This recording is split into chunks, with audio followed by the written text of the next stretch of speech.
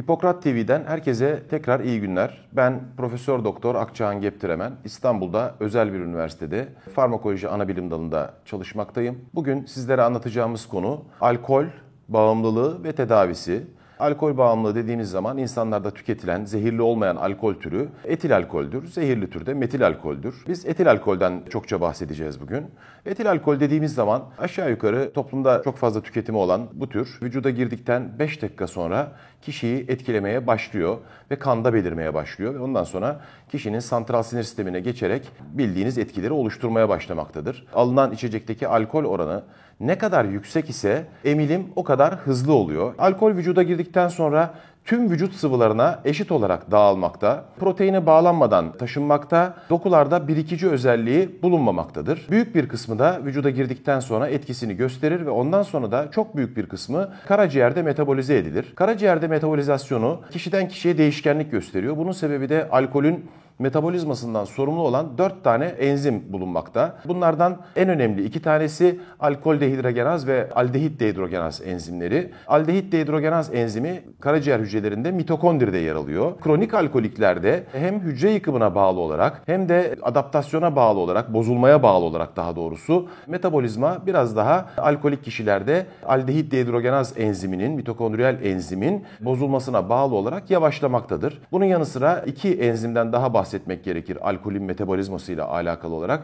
Bir tanesi katalaz, bir tanesi de sitokrom P450 enzim ailesinden olan CYP2E1 enziminden bahsedebiliriz. Peki alkolü aldığımız zaman acaba vücudumuza çok fazla mı enerji giriyor, çok fazla mı kalori almış oluyoruz? Cevabı evet. Bunu örneklerle belirtmek gerekirse bir kadeh şarap veya bir bardak bira aşağı yukarı 14 gram etanol içermektedir, etil alkol içermektedir.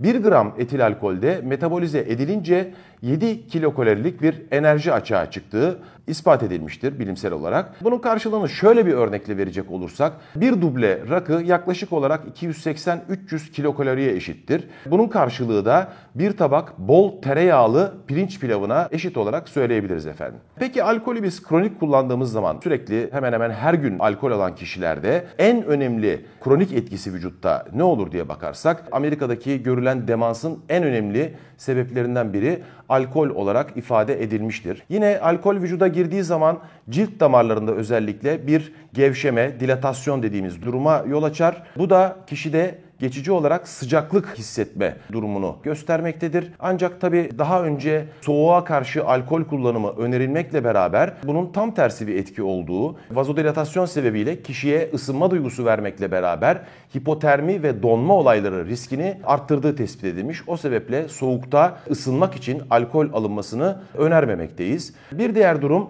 inanışın aksine tüm damarlarımı gevşetiyor benim, İşte kalp damarlarımı da gevşetir, beyin damarlarımı da gevşetir. Hayır, alkolün koroner ve santral sinir sistemindeki damarlarda dilate edici özelliğinin bulunmadığı tespit edilmiştir. Uzun süre ve yüksek dozda alındığı zaman alkol kalp hücrelerindeki kasılma özelliğinin azalmasına ve ortadan kaybolmasına sebep olmaktadır. O sebeple de şunu söyleyebiliriz. Alkol uzun vadede kalp yetmezliğine zemin hazırlamaktadır. Tansiyonu olan hastalarda, hipertansif hastalarda, ilaç kullanan hastalarda alkol tüketimini önermiyoruz. Hastalar ben nasılsa ilaç kullanıyorum, alkol beni etkilemez mantığıyla alkol almaya devam etmekte. Oysa ki alkol tansiyona karşı kullanılan ilaçlara etkisizlik oluşturmakta, cevapsızlık oluşturmaktadır. O sebeple hipertansiyonlu ve tedavi altındaki kişilerde alkol kesinlikle kullanılmamalıdır diyebiliriz. Bir diğer etkisi kronik alkoliklerde uzun süre alımda midede atrofik gastrit dediğimiz mide hücrelerinde erozyona uğrama, azalma ve bir diğeri de pankreasta problem ortaya çıkması, pankreatit dediğimiz tablonun ortaya çıkmasına yol açabilmektedir. Uzun süre az miktarda alımının iyi huylu lipidleri yükselttiği kanda kötü huylu lipidleri düşürdüğü tespit edilmiş ve yine koroner kalp kalp hastalığı riskini de azalttığı tespit edilmiştir. Ancak bu söylediğimiz küçük meblağlar, yani bunu aslında kırmızı meyvelerin çekirdeğindeki resveratrol adlı maddeye bağlamak mümkündür. Dediğimiz miktar aşağı yukarı günde 2 bardak veya 2 kadeh şarabı geçmemesi gerekmektedir efendim. Hipertansif hastalarda alkolün tedaviye direnci arttırdığını söylemiştik ve kullanılmaması gerektiğini söylemiştik. Bir diğer durum yine alkol, adrenalin, noradrenalin ve kortizon adlı vücutta normal fizyolojik şartlarda salınan aracı maddelerin normal şartlarda salındığı miktarın üzerinde salınmasına sebep olmakta. Bu da yine uzun vadede tansiyonu tetikleyecek bir durum olarak ifade edilebilmektedir. Uzun vadeli alkol alımının bir diğer olumsuz etkisi de erkeklerde testosteron dediğimiz erkeklik hormonunun salıverilmesini, salınmasını azaltması ve uzun vadede sperm sayısının kalitesinin azalmasına ve kısırlık probleminin ortaya çıkmasına sebep olmaktadır. Kısırlıkla beraber yine jinekomasti dediğimiz erkeklerde kadın tarzı memelerde büyüme ve feminizasyon bulgularının ön plana çıkması gibi bulgular da karşımıza gelebilmektedir. Erkek alkoliklerin %70-80 civarında kronik alkoliklerde kısırlık problemi olduğunu burada ifade etmemiz gerekmektedir. Kadınlarda kullanımı, özellikle biz gebelikte kullanımının çok ciddi olduğundan bahsetmemiz gerekiyor. Kesinlikle kullanılmaması gerekiyor. Aksi halde gebelikte alımı fetal alkol sendromu dediğimiz bebekte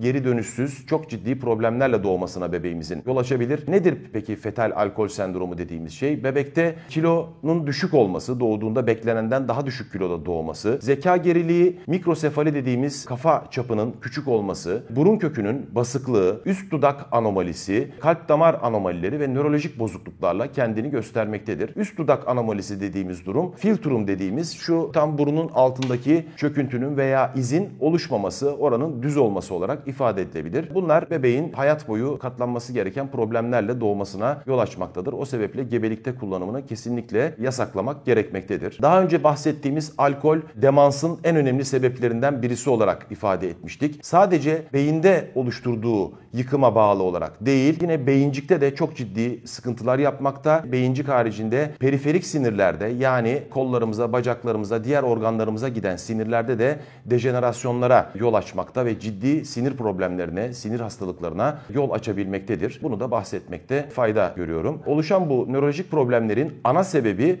alkole bağlı olarak tiamin dediğimiz B1 vitamininin eksikliğine bağlı olarak esas problem buradan kaynaklanmakta. Sadece nörolojik dejenerasyonlar haricinde psikiyatrik tablolarla da karşımıza gelmektedir. En önemli 3 tane psikiyatrik problem burada. Wernicke ensefalopatisi dediğimiz durum, Korsakoff psikozu ve periferik nöropati olarak ifade edebiliriz 3 tanesini. Karaciğer hücrelerinde toksisite oluşması, çizgili kaslarda yıkım oluşması ve buna bağlı olarak santral obezite dediğimiz kol ve bacakların incelmesi, buradaki kasların incelmesine bağlı, özellikle kemer bölgesi dediğimiz bel ve göbek bölgesinde yağ toplanmasına bağlı olarak santral obezite oluşmasından bahsedebiliriz. Yine kronik kullanan kişilerde ağız, boğaz, mide ve bağırsak kanserleri daha sık görülmektedir. İmmün sistem baskılanmaktadır. Yine A vitamini ile beraber alkol kullanımı kesinlikle onaylanmamaktadır. A vitamininin çok toksik olduğunu biliyoruz doz aşımı durumunda. A vitamini kullanan kişilerde alkol karaciğer toksik etkilerini güçlendirmektedir. Son bir etki olarak da serumdaki parathormon dediğimiz kalsiyum seviyeleriyle ilintili hormonun ve kalsiyum seviyelerinin düşmesine yol açmaktadır. Bu konulardan bahsettikten sonra biraz da kronik alkolizmin tedavisinde hangi ilaçların kullanıldığından son olarak bahsetmek istiyorum. Alkolizm tedavisinde halk arasında en çok bilinen disülfiram adı verilen, piyasadaki ismini söylememiz uygun olmadığından dolayı biz etken maddeyi söylüyoruz. Disülfiram kullanımı. Disülfiram kullanan kişiler, alkolik kişilerin mutlaka rızasının alınması gerekiyor. Çünkü disülfiram kullanan kişi alkolü aldığı zaman, hatta alkol içeren kolonyayı dahi kokladığı zaman çok şiddetli, çok ciddi fiziksel reaksiyonlarla karşımıza gelebiliyor. O sebeple kişilerin rızası ile bu tedaviye başlamak gerekmektedir. Bunu şunun için söylüyorum. Eşinin alkol almasından rahatsız olan hanımlar, beyler içeceklerine katabiliyorlar, yiyeceklerine katabiliyorlar. Kişinin bilmesinde fayda var. Aksi halde ölümle sonuçlanan reaksiyonlar dahi ortaya çıkabilmektedir. Bunun rıza ile yapılması gerekmektedir. Bunun haricinde alkol özlemini gideren hangi ilaçlar kullanılabilir? Bir tanesi bunlardan naltrekson. Alkole bağlı ödüllendirmeyi azaltan, yani alkolden alınan zevki azaltan bir ilaçtır. Etken madde olarak söylemek mümkün. Bunu eczanelerde naltrekson olarak söylerseniz bulmak çok mümkün değil. Taramanız gerekiyor. Biz isimlerini veremiyoruz. Yine diğer taraftan da alkol açlığı dediğimiz, alkol isteğini arttıran, hissi azaltan ilaçlardan bahsetmek gerekiyor. Bunlardan 4 tane var. Ülkemizde ve dünyada en çok kullanılanı aslında akamprosat olmasına rağmen alkol açlığını azaltan. Akamprosat maalesef ülkemizde ticari pazardan çekildiği için ben burada ona alternatif olabilecek 4 tane farklı kullanımı olan ilaçtan bahsetmek istiyorum. Bunlardan bir tanesi ondansetron. Aslında bulantı kusmayı önleyici bir ilaç olmasına rağmen yine alkol açlığını azaltan, kişinin alkol alma saatinde o arayışı öteleyen ilaçlardan bir tanesi. Bir ikincisi topiramat dediğimiz aslında epilepsi, SARA tedavisinde kullanılan bir ilaç da alkol arama davranışını ve alkol özlemini ve açlığını azaltan ikinci bir ilaçtır. Bir üçüncü ilaç sertralin dediğimiz aslında depresyon tedavisinde çok yaygın kullanılan bir ilaçtır. Bütün antidepresanlar alkol özlemini ve açlığını azaltmakla beraber tüm madde bağımlılığında bu özlemi azaltmakla beraber alkol konusunda en etkili olan ilaç sertralin olarak ifade edilebilir. Son olarak da benzodiazepin antagonisti flumazenilin de alkolün GABAerjik etkisini azalttığı ve alkoliklerde kullanımının faydalı olabileceğini flumazenilin ifade etmek gerekiyor. Metil alkol dediğimiz sahte alkol kullanımı da aslında bilinçli değil, bilinçsiz olarak ülkemizde ve dünyada çok sık olarak görülen durumlardan bir tanesi. Benden önce Erhan hocamız konuyla ilgili bir video sizlere hazırlamıştı. Eğer ilginizi çekiyorsa lütfen o videoyu da izlemenizi öneriyorum. Hepinize İstanbul'dan iyi günler, sağlıklı günler diliyorum efendim.